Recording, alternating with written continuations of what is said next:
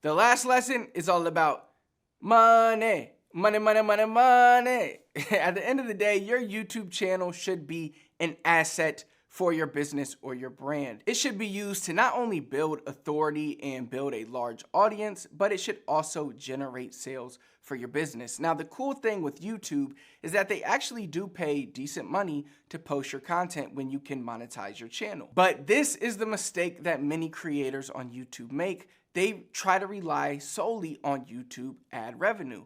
But get this, in my businesses specifically, the ad revenue that I receive from YouTube accounts for less than 10% of the income from my YouTube channel, and YouTube pays me pretty well. So where does the other 90% of my income from YouTube come from?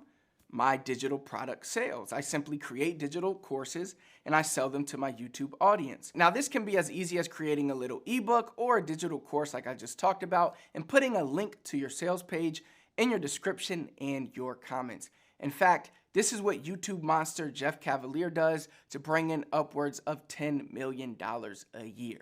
Again, I'm not promising you're going to make $10 million a year from YouTube like Jeff Cavalier, because Jeff Cavalier is a beast. He works hard. Content is amazing. But you can see that there is huge potential here for you and your business on YouTube. And it's the same thing that I did to generate over 7 figures in sales from YouTube in just 1 year, all right, in a brand new business. So imagine if you could get paid a 6 or 7 figure income to post YouTube videos talking about things that you enjoy talking about.